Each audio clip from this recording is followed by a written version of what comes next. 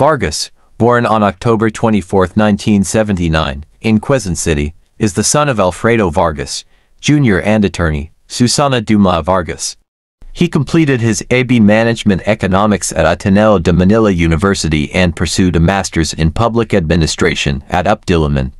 His acting career began with a BSCBN Star Magic, leading to notable roles, including in Pangako Sao, and he was also a band frontman for Privado while balancing congressional duties. In the 2010 Quezon City elections, Vargas became a councilor, later the first 5th District representative. Re-elected in 2016 and 2019, passing significant Republic Acts, Vargas married Yasmin Espiritu in 2010.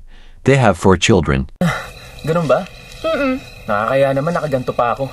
Sige, doon tayo sa loob para makapagpalit ako. Hinahanap kita kanina, hindi kita nakita. Tama kung gaano kagaling si Sasha. Alam mo yung buong bayan kinakabahan na dahil napakalaki ng palaka. Lahat kami nasa panganib na... Huwag mo nga palang paniniwalaan itong si Bade. Hindi reliable source yan. Anak lang ng general yan, kaya nakapasok dito. You know what? I forgot to ask Sean. So, have you fixed your car? Well, not yet. Nasa talyer eh. Sira ang alternator. Are you doing anything tonight? My girlfriend. Hey, Train lang naman yan eh. You have to be there. Anak ng tondo. Kung pangako, kusang loob, di umano'y iaalok anin ito pang militar. Now I need to caution. You can choose not to say anything. You have the right. Destroyed just because of your stupid prank mo last month. By pretending na nakidnap ka. Yung pala nakatulog ka lang sa likod ng mga paintings dahil lasing na lasing ka mo making out with your boyfriend. It's time to stop having fun. Hindi ako kuripot. Maingat lang ako sa pera. iPad na nga. Nikid. At dahil po yan sa inyo, lo. Kaya kung ipagkakatiwala po ninyo siya sa amin, mamahalin namin siya ng lubusan. At hindi po namin siya ituturing.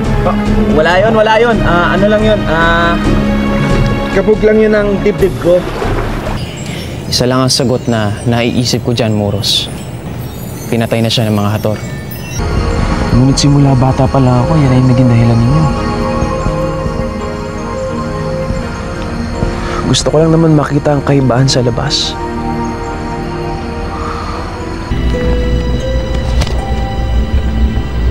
Hindi mo kailangan maging mayaman. Ano, Sheldon? Huwag mo pagalitan. Bata pa naman eh. Kayo naman kasi hindi na niya pinapasyan eh. Bakit ba galit na galit ka sa akin? Okay lang ba kung hawakan ko yung pakas ka lang? Kami sa Malabak. Bago ng aking tinuturing hari. Wala naman po, Lola. Love na love ko po ang apo ninyo. May iba na akong mahal. Papatawad niya rin ako. Of a breakthrough! Magbubunga lahat itong sakripisyo. Nag-utos sa'yo, magkakuntsaba kayo. Makakarating ito kay Rambo.